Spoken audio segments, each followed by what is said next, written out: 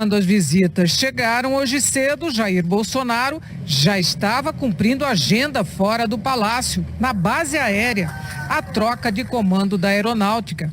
Bolsonaro falou com os jornalistas na saída. Confirmou que tinha assinado um decreto que aumentaria o imposto sobre operações financeiras, o IOF.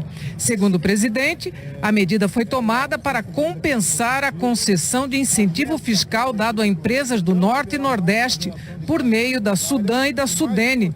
Ele sancionou uma lei aprovada pelo Congresso que prorroga esses benefícios até 2023.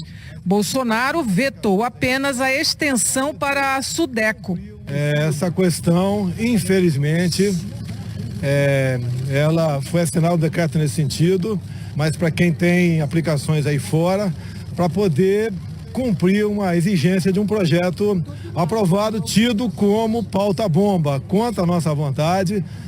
O Paulo Guedes anuncia hoje também a possibilidade de diminuir a líquida do imposto de renda, porque o nosso governo tem que ser a marca de não aumentar impostos. E essa medida, infelizmente, foi obrigada a tomar essa decisão. Se eu sanciono sem isso, eu estou em curso na lei de responsabilidade fiscal. Bolsonaro não explicou por que não vetou a pauta bomba que criticou antes de assumir o governo. Para compensar essa renúncia fiscal autorizada por ele, disse que iria aumentar o IOF, Imposto sobre Operações Financeiras, mas reduziria a alíquota do imposto de renda de 27,5% para 25%.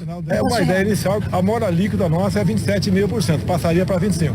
Não demorou muito para o secretário da Receita Federal, Marcos Cintra, o secretário-geral da Fazenda, Valderir Rodrigues, e o secretário adjunto Esteves Colnaro correrem para o gabinete do presidente Bolsonaro. Não era bem assim como o presidente havia dito. Não haverá aumento de IOF nem redução de imposto de renda. Foi o que disse o secretário da Receita em entrevista gravada por Nilson Clava. Não vai haver nada que esteja sendo discutido com relação à alteração do imposto de renda. O imposto de renda é um capítulo da reforma tributária que vai ser analisada posteriormente no tempo correto, no tempo devido. E com relação ao IOF, não haverá nenhum incremento de IOF para dar respaldo, para oferecer compensação aos benefícios fiscais que estão sendo concedidos agora à Sudam e à Sudene. O que haverá é uma limitação do usufruto desses benefícios aos recursos orçamentários já existentes. Consequentemente, não haverá impacto orçamentário algum e não há necessidade de compensação, portanto, não haverá nenhum aumento de imposto. Queria deixar claro que o ministro Paulo Guedes colocou isso como uma pré-condição importante, né? De que não haveria aumento de impostos. Essa é uma promessa de campanha, inclusive, do presidente da República. Consequentemente, está sendo cumprida à risca a determinação dele. No fim da tarde, foi a vez do ministro-chefe da Casa Civil se pronunciar. Primeiro, Onyx Lorenzoni explicou por que Bolsonaro manteve benefícios a empresas do Norte e Nordeste se considerava a medida uma pauta-bomba. O fato disso ter vindo para o nosso governo foi, sim, uma pauta-bomba. Agora, isso foi superado, primeiro, para cada real concedido de subsídio lá na Sudam e na Sudene, em média são mais de R$12 de investimento. Então tem uma significação muito importante na geração de emprego. Na análise que foi feita, o presidente optou por fazer o sancionamento, dada a experiência da aplicação desde 2013 para cá, e na verdade se trata de uma prorrogação por 5, podendo ser prorrogado por mais 5 anos. O governo anterior deveria ter sancionado a questão da Sudam e da Sudene. Ao transferir para o governo com um prazo curtinho de resolução, porque vencia ontem o prazo de sanção ao veto, é claro que foi jogada uma bomba no colo do atual presidente. Nesse sentido. Agora, por que sancionou? Porque é meritório, porque a região Nordeste precisa e porque a região Norte também precisa. Depois, Onyx explicou que o decreto que aumentaria o IOF, que chegou a ser anunciado por Bolsonaro, era apenas uma hipótese que foi descartada. O ministro disse que o presidente se equivocou. A questão do IOF é que foi uma das alternativas para dar sustentação à prorrogação. Ele assinou a sanção e assinou também um decreto que dá a garantia para a execução sem ter aumento de impostos. É isso. É que uma das hipóteses que havia sido aventada pela equipe econômica para poder dar sustentação à continuidade do programa seria ou corte de benefícios ou aumento do IOF.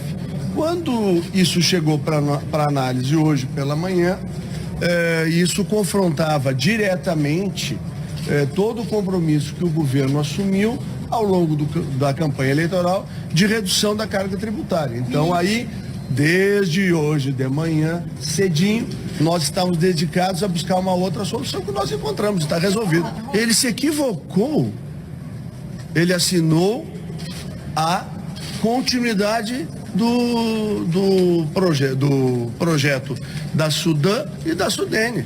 O ministro reafirmou que não haverá aumento de impostos. Estava toda uma celeuma estabelecida no país que ia ter aumento de impostos. Então não dá para amanhã, né, hoje à noite, ou a partir do dia de hoje, o cidadão brasileiro diz, votei no Bolsonaro para não ter aumento de imposto, eu vou ter aumento de imposto? Não tem aumento de imposto. Então, estou afirmando aqui, não haverá aumento de imposto. Outro assunto que surpreendeu a equipe econômica foi a reforma da Previdência. Na entrevista da manhã, Bolsonaro disse que vai apresentar a proposta ainda em janeiro e falou em idade mínima para a aposentadoria.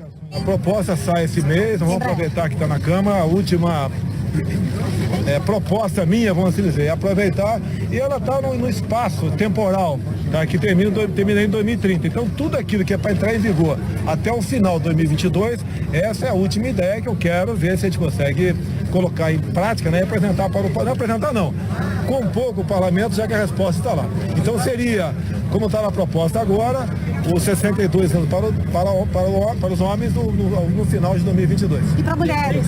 55 para 57. O presidente não explicou se a idade mínima de 62 anos para homens e 57 anos para mulheres seria para funcionários públicos ou para trabalhadores da iniciativa privada, ou para os dois. Os regimes de previdência são diferentes, separados e ambos deficitários. Este ano, o rombo dos dois regimes deve superar os 300 bilhões de reais.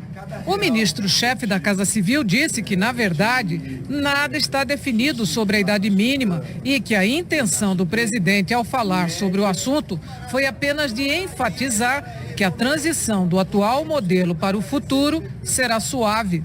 Quando o presidente fala alguns números, e falou no número de 57, 62, o que ele quis dizer? Ele quis dar uma tranquilidade para as pessoas, que nós não vai haver uma ruptura, vai ser feita uma transição lenta e gradual, com que objetivo?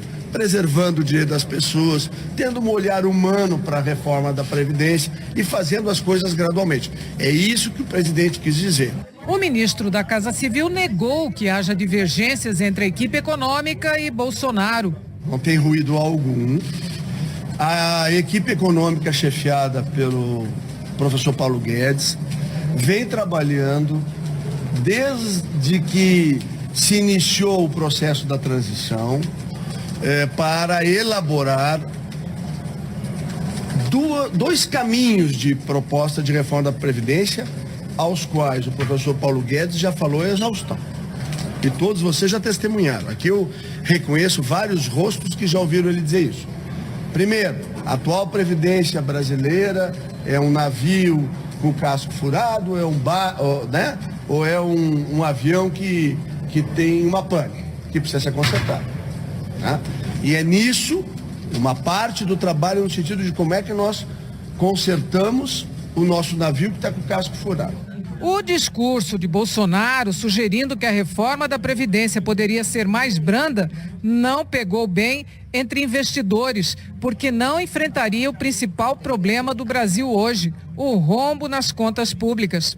Analistas econômicos avaliam que versões confusas do texto devem persistir até o projeto ser enviado ao Congresso.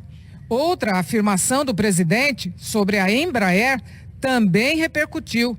Ele reconheceu a necessidade do acordo da Embraer com a Boeing, mas com ressalva ao que está proposto. A Embraer, eu tenho acompanhado, nós não podemos, logicamente nós precisamos, seria muito bom essa fusão, mas nós não podemos, como está na última proposta, né?